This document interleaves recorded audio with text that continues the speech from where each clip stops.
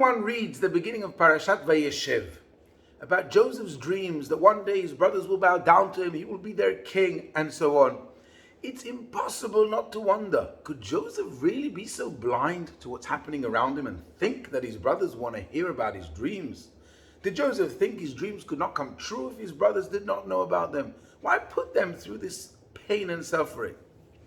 Rather, the explanation lies in the fact that Joseph was an excellent dream solver. And what Joseph understands from dreams is indeed what happens. As we see in the continuation of our parasha with the butler and the baker, the Torah says, Kasher patar laim Yosef kenaya. Just as Joseph solved their dreams, so it was. So now we understand.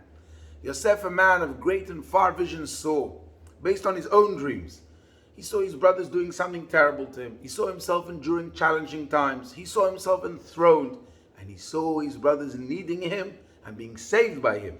And then throwing themselves at his feet, tormented with guilt and shame over what they did to him. And that thought was killing him.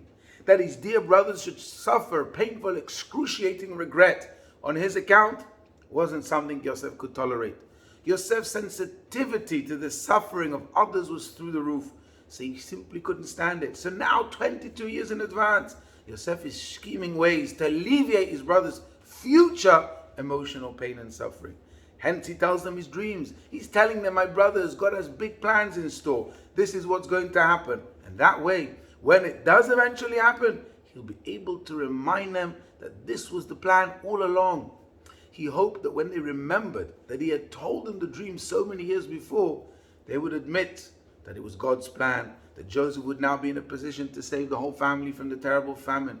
And when they see how all has turned out for the good he hoped, they would find some comfort and they will be able to recover from their shameful past. What's so amazing about this is that at the time that he was telling them the dreams, they knew nothing about what would happen in 22 years from now. In their eyes, Yosef was being supremely, impossibly annoying and arrogant. So they thought. Little did they know he had only their good in mind. While their minds were racing with ideas of how to get rid of him in the near future, his mind was racing with ideas of how to save them from starvation and humiliation in the distant future. Unbelievable. Most people think that the story of Joseph and his brothers tells us about a noble and kind man who helped his brothers from a high place on a throne in a situation where his help to his brothers cost him nothing and only earned him respect and appreciation from his brothers. But it's much more. His thoughts and kindness towards them were long before that, when it cost him dearly. His desire to help them cost him that his brothers hated him. It cost him that he found himself at the bottom of a pit in the middle of the desert. It cost him slavery and a subsequent 10 years in prison. It's not surprising that when it finally became clear to the brothers what he had done for them, their souls melted in love for their dear and exalted brother, Joseph. So Joseph teaches us that doing good and receiving praise for it is not what chesed is all about. True kindness is a kindness that we are also willing to bear pain, suffering, and humiliation, and so on. And why?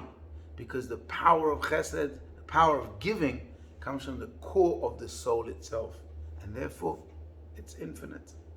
Shabbat Shalom and Happy Hanukkah.